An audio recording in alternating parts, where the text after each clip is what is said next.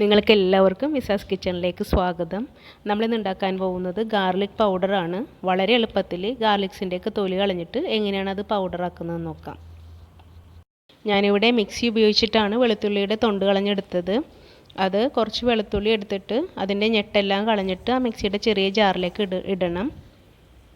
എന്നിട്ട് ഒന്നോ രണ്ടോ പ്രാവശ്യം ആ വിപ്പ് ബട്ടണിലൊന്ന് പ്രസ് ചെയ്ത് കൊടുത്താൽ മതി.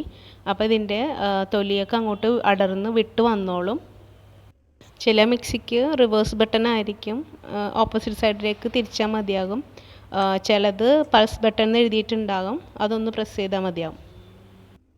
അപ്പോൾ ഇത്രയും വെളുത്തുള്ളി മതിയാവില്ല, അത് പൗഡറാക്കുമ്പോൾ ഒട്ടും ഉണ്ടാവില്ല. അപ്പോൾ ഞാൻ 2-3 പ്രാവശ്യമായിട്ടാണ് വെളുത്തുള്ളി ഇതുപോലെ ജാറിലിട്ടിട്ട് നന്നാക്കിയെടുത്തത്. അപ്പോൾ വെളുത്തുള്ളിയുടെയൊക്കെ വില കുറയുന്ന സമയത്ത് അതിൻ്റെ സീസൺ ആകുമ്പോൾ നമുക്ക് കുറച്ചധികമൊക്കെ വാങ്ങിച്ചിട്ട് ഇതുപോലെ പൗഡറാക്കി സൂക്ഷിച്ച് വെക്കാവുന്നതാണ്.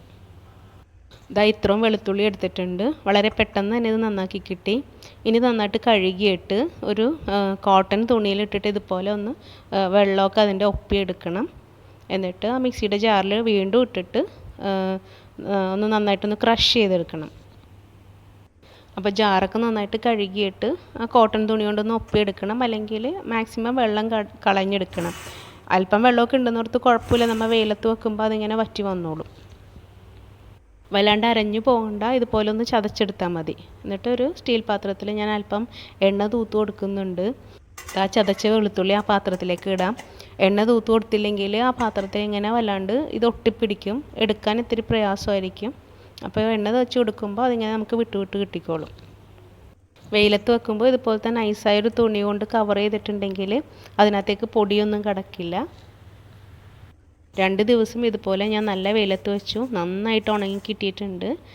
ഇനി നമുക്ക് ആ ജാറിലിട്ടൊന്ന് പൊടിച്ചെടുക്കാം. ഈ സമയത്ത് ജാറ് നന്നായിട്ട് ഡ്രൈ ആയിരിക്കണം, ഒട്ടും വെള്ളം ഉണ്ടാവാൻ പാടില്ല. അപ്പോൾ നമുക്ക് വളരെ എളുപ്പത്തിൽ ഗാർലിക് പൗഡർ വീട്ടിൽ തന്നെ ഉണ്ടാക്കാം. സൂപ്പർ മാർക്കറ്റിൽ നിന്നൊക്കെ വാങ്ങിക്കുമ്പോൾ ഇതിന് നല്ല വിലയായിരിക്കും. നമുക്കിത് കേടുകൂടാതെ ഫ്രിഡ്ജിൽ ഒരുപാട് നാളിത് സൂക്ഷിച്ച് വയ്ക്കാൻ പറ്റും. അപ്പം നിങ്ങളെല്ലാവരും ഇങ്ങനെ ഒന്ന് ഉണ്ടാക്കി നോക്കണം ഗാർലിക് പൗഡർ. നിങ്ങൾക്ക് ഈ വീഡിയോ ഇഷ്ടമായാൽ തീർച്ചയായും ഈ ചാനൽ സബ്സ്ക്രൈബ് ചെയ്യണം. ലൈക്ക് ചെയ്യാനും ഷെയർ ചെയ്യാനും കമൻറ്റ് ചെയ്യാനും മറക്കരുത്. Thank you.